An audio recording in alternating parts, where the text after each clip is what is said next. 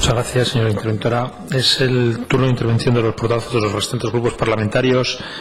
Tiene en primer turno el Grupo Aragonés la palabra, por ser también solicitante de la comparecencia, por un tiempo de 8 minutos. Señora Ayue. Gracias, presidente, y gracias también a la interventora general por estar hoy aquí para explicar el informe que ya nos hizo enviar a los grupos parlamentarios. Permíteme y excúseme, porque primero me voy a dirigir al partido de Podemos antes de entrar a valorar la actuación o el informe que usted nos ha enviado. En primer lugar, porque me parece un hecho inaudito, desde luego censurable e hipócrita, la postura que el partido de Podemos está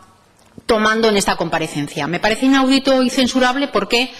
el partido de Podemos ha pedido la comparecencia de la interventora general después de que el orden del día estuviera ya redactado y enviado a los grupos parlamentarios, cuando solo el Partido Popular y el Partido Aragonés había solicitado esta comparecencia. Hacerlo fuera de plazo, fuera del orden del día ya enviada,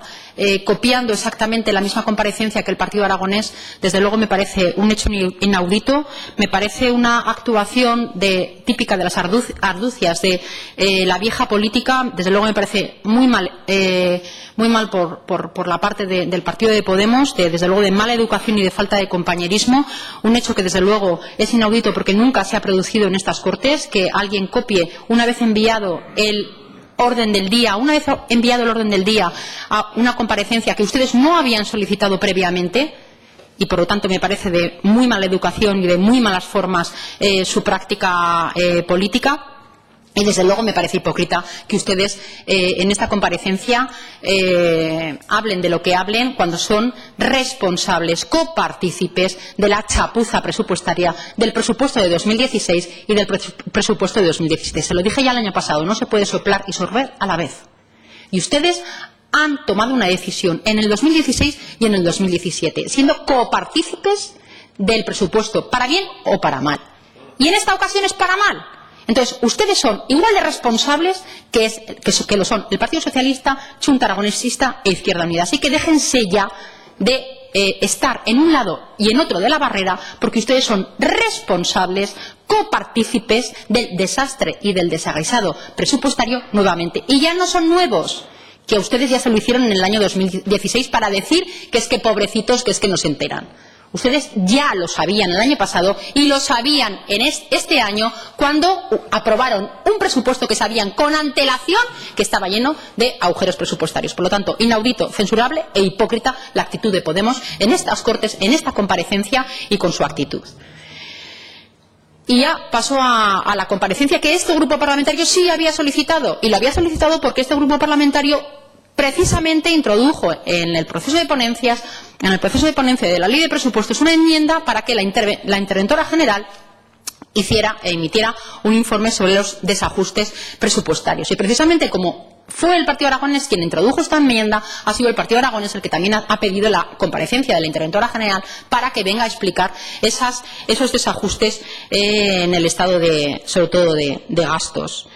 Y le tengo que decir que yo sí que creo en su imparcialidad y, desde luego, yo espero y deseo que la intervención general del Gobierno de Aragón sea ecuánime y, desde luego, sea justa en sus apreciaciones, en sus informes que emite, porque, desde luego, de no ser así, tendríamos un problema, desde luego, en el Gobierno de Aragón. La intervención debe estar al margen de quien gobierna y, desde luego, sus informes tienen que ser completamente objetivos. Sí que es verdad que yo también lo he dicho en la comparecencia de la semana pasada al consejero, que usted ha sido benevolente en el informe. Eso no quiere decir que mienta, pero tampoco quiere decir que diga toda la verdad. Entonces, yo creo que ha sido benevolente en el sentido de que se ha dejado de contabilizar ciertos asuntos que, incluso leyendo el informe, se puede hacer el sumatorio de todo lo que usted comenta, pero que después en la suma global usted no cuantifica. Por ejemplo, la refinanciación de Zaragoza Alta Velocidad y otros asuntos que usted no ha hecho, no ha sumado, no ha querido aportar a la suma global de la deficiencia de esos 163 millones de euros que ya se lo he dicho personalmente. Nosotros cuantificábamos en cerca de 200 millones de euros. porque nosotros sí que hemos hecho el estudio del presupuesto consolidado, de los gastos reales que se han tenido, del gasto efectuado en el 2016 con respecto al presupuesto inicial del 2017 y, desde luego,